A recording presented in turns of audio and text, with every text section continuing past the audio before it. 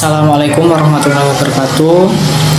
Kami dari kelompok 4 akan mempresentasikan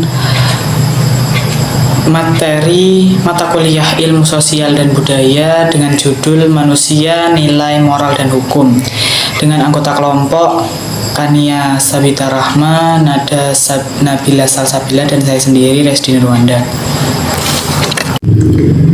Oke, untuk materi yang pertama yaitu hakikat fungsi perwujudan nilai, moral, dan hukum. Yang pertama, hakikat nilai, moral, dan hukum. Hakikat adalah suatu yang harus ada pada sesuatu yang jikalau sesuatu itu tidak ada, maka sesuatu itu pun tidak wujud. Penilaian menyangkut keindahan berupa disebut estetika. Penilaian menyangkut baik buruk disebut etis atau moral. Terkait dengan nilai, ada dua pendapat mengenai hal itu, yaitu yang pertama, pandangan objektivisme. Pandangan ini adalah aliran ini berpendapat bahwa nilai itu objektif, ada pada setiap sesuatu. Tidak ada sesuatu hal di dunia ini yang diciptakan tanpa memiliki nilai. Yang kedua, pandangan subjektivisme. Aliran ini berpendapat sebaliknya, bahwa nilai suatu objek melekat pada subjek yang menilainya. Objek memiliki nilai sebab subjek yang memberikan nilai padanya. Jika jenis nilai menurut Nota Negoro 1999 ada 3, yaitu yang pertama nilai material, yakni sesuatu yang berguna bagi sesama manusia. Yang kedua nilai vital, yakni sesuatu yang berguna bagi manusia untuk melaksanakan kegiatan. Yang ketiga, nilai kerohanian. Nah, di nilai kerohanian ini dibedakan menjadi 4, yaitu yang pertama nilai kebenaran, nilai estetika, nilai kebaikan, dan nilai religius. Selanjutnya yaitu moral. Moral merupakan bagian dari nilai. Moral berasal dari bahasa Latin yaitu mores, yang berarti adat kebiasaan. Dalam bahasa Indonesia, moral berarti akhlak atau kesusilaan yang mengandung makna tata tertib batin yang menjadi pembimbing tingkah laku batin dalam hidup. Istilah moral dapat dipersamakan dengan etik, akhlak, kesusilaan, dan budi pekerti. Ciri-ciri moral itu yang pertama berkaitan dengan tanggung jawab, berkaitan dengan hati nurani, mewajibkan, dan bersifat moral. Untuk selanjutnya hukum.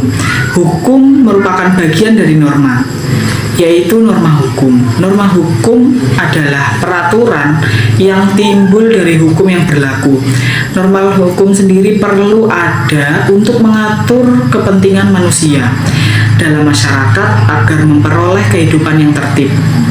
Norma hukum berasal dari norma agama, norma kesusilaan, dan norma kesopanan. Isi ketiga norma tersebut bisa diangkat sebagai norma hukum. Norma sendiri terbagi atas 4, yaitu norma agama, norma kesusilaan, norma kesopanan, dan norma hukum. Hukum menurut beberapa sudut pandang yaitu ada 5. Yang pertama menurut sumbernya, hukum undang-undang, hukum kebiasaan, hukum traktat, dan hukum jurisprudensi. Yang kedua yaitu menurut bentuknya, contohnya yaitu hukum tertulis dan hukum tak tertulis. Yang ketiga menurut tempat berlakunya, contohnya hukum nasional, hukum internasional, dan hukum asing. Yang keempat menurut waktu berlakunya, contohnya ius constitutum atau hukum positif, ius constituendum, dan hukum asasi atau hukum alam. Menurut yang selanjutnya yaitu menurut sifatnya, hukum yang memaksa dan hukum yang mengatur atau pelengkap. Di Indonesia hukum dibedakan menjadi 2, yaitu yang pertama hukum publik atau hukum umum, atau hukum tata negara, hukum pidana, hukum acara pidana, dan hukum internasional. Yang kedua hukum sipil atau hukum privat, hukum perdata, hukum acara perdata, dan hukum pedagang. Yang kedua, makna etika sebagai nilai atau norma. Bertens menjelaskan ada 3 jenis makna, yaitu 3 jenis makna etika, yaitu yang pertama etika berarti nilai-nilai atau norma-norma yang menjadi pegangan bagi seseorang atau kelompok dalam mengatur tingkah lakunya. Yang kedua, etika berarti kumpulan asas atau nilai moral. Yang ketiga, etika berarti ilmu tentang baik buruk. Yang ketiga, norma sebagai perwujudan dari nilai. Nilai itu penting bagi kehidupan manusia sebab nilai bersifat normatif dan menjadi motivator tindakan manusia. Norma-norma yang berlaku di masyarakat ada 4, yaitu norma agama, norma kesusilaan atau moral, norma kesopanan, dan norma hukum. Norma sendiri yang berkaitan dengan aspek kehidupan pribadi itu ada 4 juga, yaitu yang pertama norma agama, norma moral, norma adat, dan norma hukum. Selanjutnya yaitu keadilan, ketertiban, dan kesejahteraan. Yang pertama, makna keadilan. Keadilan sendiri berasal dari bahasa Arab yang artinya tengah. Menurut WJJ Poerwodarminto, keadilan berarti tidak berat sebelah, sepatutnya tidak sewenang-wenang. Yang kedua, makna ketertiban. Negara mempunyai tujuan ketertiban hukum dengan berdasarkan dan berpedoman pada hukum. Dalam hal ini, pemerintah hanya menjaga jangan sampai ketertiban itu terganggu dan agar segala sesuatu berjalan sesuai dengan yang telah ditetapkan. Yang ketiga, makna kesejahteraan. Tujuan negara hukum adalah juga untuk mensejahteraan umum. Tetapi negara yang bertujuan menyelenggarakan kesejahteraan umum disebut negara. Selanjutnya yaitu problematika nilai, moral, dan hukum dalam masyarakat dan negara. Hukum sebagai norma harus didasarkan pada nilai moral. Apa artinya? Undang-undang jika tidak disertai moralitas secara ideal, seharusnya manusia taat pada norma moral dan norma hukum yang tumbuh dan tercipta dalam hidup sebagai upaya mewujudkan kehidupan yang damai, aman, sejahtera. Pelanggaran norma moral merupakan suatu pelanggaran etik, sedangkan pelanggaran terhadap norma hukum merupakan suatu pelanggaran hukum. Yang pertama, pelanggaran etik. Kebutuhan akan norma etik oleh manusia diwujudkan dengan membuat serangkaian norma etika untuk suatu kegiatan atau profesi.